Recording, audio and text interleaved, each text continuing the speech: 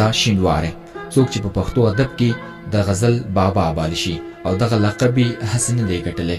حمزه بابا په داسې یو وخت کې غزلو ته لار پیدا کړه کوم وخت کې چې پښتو ادب کې غزل په کمرنګۍ کې بوخت و، او حمزه بابا پښتو ادب ته راغلی ژانر میلمه غزل په رنګینیو رنګ کړ او پښتو ادب کې یو اوچتې مرتبې ته ورسو.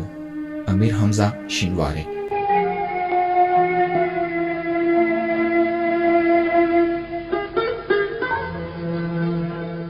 چې د سترګو پرېوتلی یمه ایله د زړه ته رسېدلی یمه،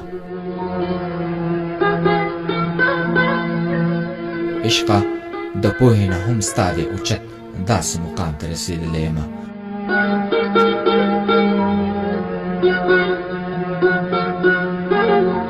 زه دې محفل ته په وینا رقیبه، زه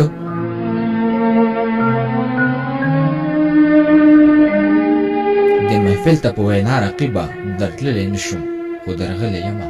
دا څه مقام دی چې زه خیال کومه، نه چرته تللی نه درغلی یمه.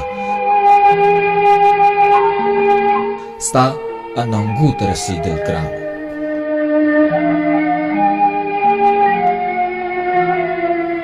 ستا اننګو ته رسېدل ګرانو لکه د اوښکو څڅېدلی یمه. په تمام عمر کې بس دا یو ځل ستا په ککو کې موسېدلی یمه.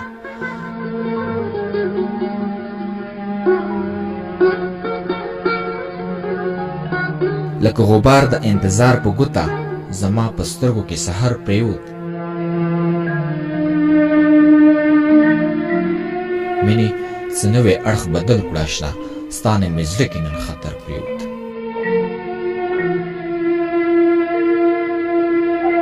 تیرې بهار شو د ځوانۍ راغی، تیرې بهار شو د ځوانۍ راغی، پوخ شو د څانګې نه ثمر پرېوت.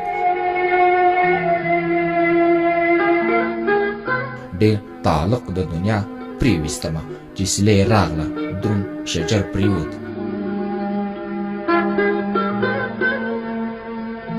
څوک پستانه له میخانې شو په خود، خو څوک دننه څوک بهر پرېوت.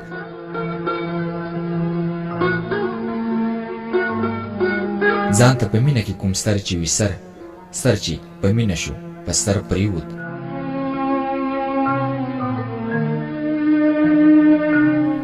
حمزه هر داغ شو مسکی لاړ وشنه، ستورو برېښنا وکړه چې لمر پرېوت.